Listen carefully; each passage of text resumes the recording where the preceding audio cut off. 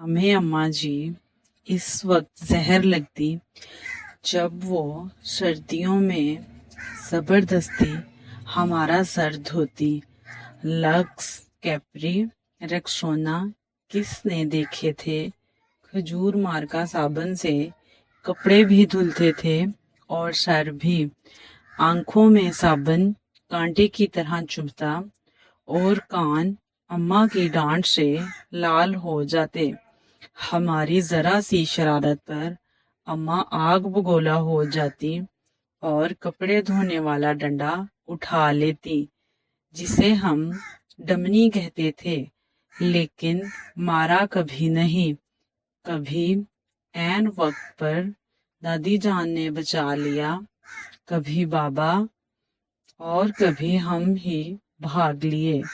गांव की रौनकों से दूर ऐन फसलों के बीच हमारा डेरा था। डेरे से पगडंडी पकड़कर गांव जाना अम्मा का सबसे बड़ा शॉपिंग टूर हुआ करता था, और इस टूर से महरूम रह जाना हमारी सबसे बड़ी बदनसीबी। अगर कभी अम्मा अकेले गांव चली जाती तो वापसी पर हमें मरुंडे से बहलाने की कोशिश करती।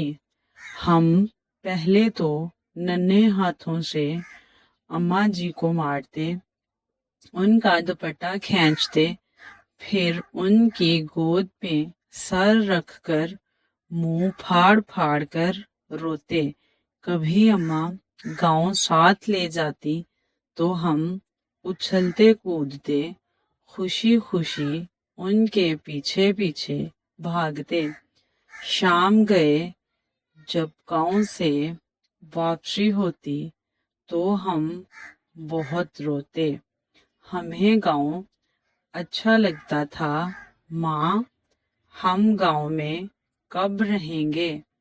मेरे सवाल पर अम्मा वही घिसा पिटा जवाब देती, जब तू बड़ा होगा, नौकरी करेगा, बहुत से पैसे आएंगे, तेरी शादी होगी, वगैरह वगैरह।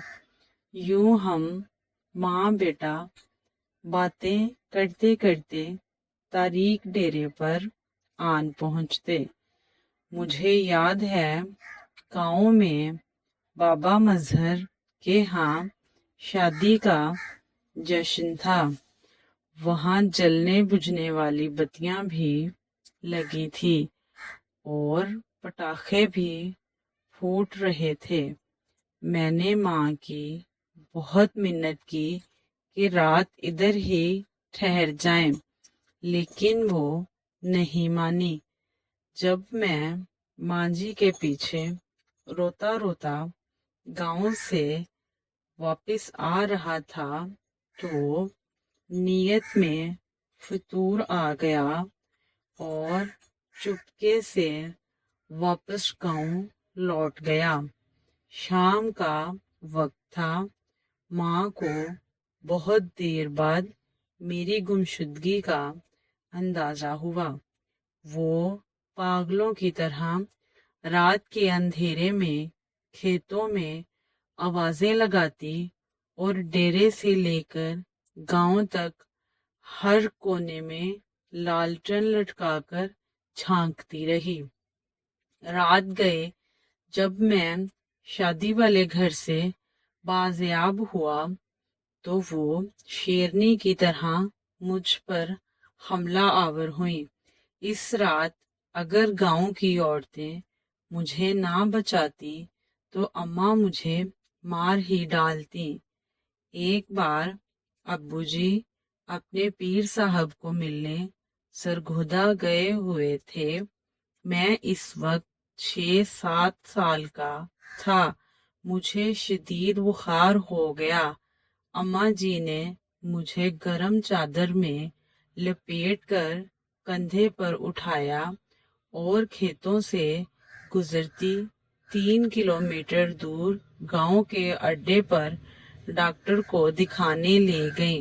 वापसी पर ایک کھالے کو پھیلانگتے ہوئے وہ کھیت میں گر گئیں، لیکن مجھے بچا لیا۔ انہیں شاید گھٹنے پر چوٹ آئی۔ ان کے منہ سے میرے لیے حسبی اللہ نکلا۔ یہ واقعہ میری زندگی کی سب سے پرانی یادداشتوں میں سے ایک ہے۔ یقیناً وہ بڑی ہمت والی خاتون تھی اور آخری سانس تک محنت مشقت کی چکی پیستی رہی۔ پھر جانے کب میں بڑا ہو گیا اور اماں سے بہت دور چلا گیا۔ سال بھر بعد جب گھر آتا تو ماں گلے لگا کر خوب روتی، لیکن میں سب کے سامنے ہنستا رہتا۔ پھر رات کو جب سب سو جاتے تو چپکے سے ماں کے ساتھ جا کر لیٹ جاتا اور اس کی چادر میں منہ چھپا کر خوب روتا۔ ماں کھیت میں چارہ کاٹتی اور بہت بھاری پانڈ سر پر اٹھا کر ٹوکے کے سامنے آن پھینکتی۔ کبھی کبھی خود ہی ٹوکے میں چارہ ڈالتی اور خود ہی ٹوکا چلاتی۔ جب میں گھر ہوتا تو مقدور بھر ان کا ہاتھ بٹاتا۔ جب میں ٹوکا چلاتے چلاتے تھک جاتا تو وہ سرگوشی میں پوچھتی، بات کروں تمہاری؟ فلاں گھر میں وہ جانتی تھی کہ میں پیدائشی عاشق ہوں اور ایسی باتوں سے میری بیٹری فل چارج ہو جاتی ہے۔ پھر ہم نے گاؤں میں گھر بنا لیا اور ماں نے اپنی پسند سے میری شادی کر دی۔ میں فیملی لے کر شہر چلا آیا اور ماں نے گاؤں میں اپنی الگ دنیا بسا لی۔ وہ میرے پہلے بیٹے کی پیدائش پر شہر بھی آئیں۔ میں نے انہیں سمندر کی سیر بھی کرائی۔ کلفٹن کے ساحل پر چائے پیتے ہوئے انہوں نے کہا، اس سمندر سے تو ہمارے ڈیرے کا چھپڑ زیادہ خوبصورت لگتا ہے۔ ماں بیمار ہوئی تو میں چھٹی پر ہی تھا۔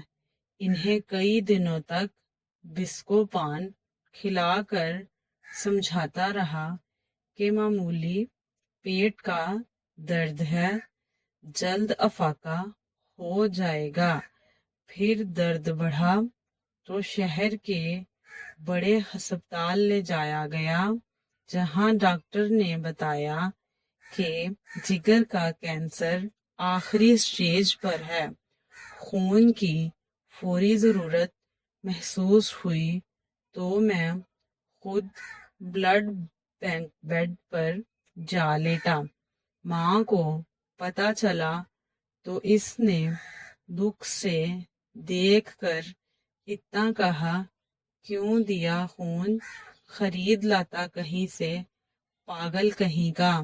میں بمشکل اتنا کہہ سکا، اماں، خون کی چند بوندوں سے تو وہ قرض بھی ادا نہیں ہو سکتا جو آپ مجھے اٹھا کر گاؤں ڈاکٹر کے پاس لے کر گئی تھیں اور واپسی پر کھالا پھلانگتے ہوئے گر گئی تھیں۔ وہ کھلکھلا کر ہنسی تو میں نے کہا، اماں، مجھے معاف کر دینا، میں تیری خدمت نہ کر سکا۔ میرا خیال ہے میں نے شاید ہی اپنی ماں کی خدمت کی ہوگی، وقت ہی نہیں ملا۔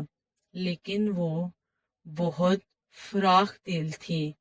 بستر مرگ پر جب بار بار میں اپنی کوتاہیوں کی ان سے معافی طلب کر رہا تھا تو کہنے لگی میں راضی ہوں بیٹا، کاہے کو بار بار معافی مانگتا ہے۔ ماں نے میرے سامنے دم توڑا لیکن میں رویا نہیں۔ دوسرے دن سر بھاری ہونے لگا تو قبرستان چلا گیا اور قبر پر بیٹھ کر منہ پھاڑ کر رویا۔ ماں سے بچھڑے مدت ہو گئی، اب تو یقین بھی نہیں آتا کہ ماں کبھی اس دنیا میں تھی۔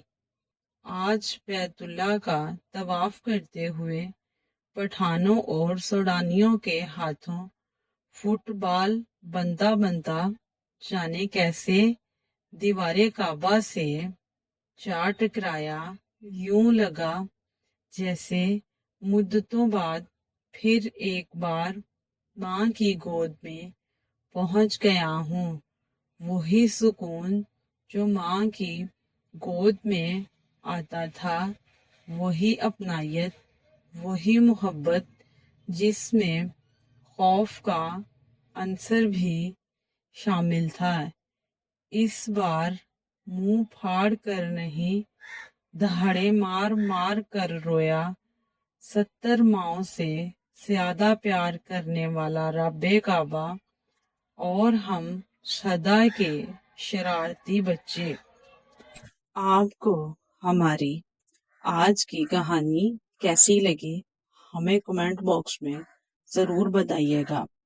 ایسی مزید کہانیاں دیکھنے اور سننے کے لیے ہمارے چینل کو سبسکرائب کریں۔ شکریہ۔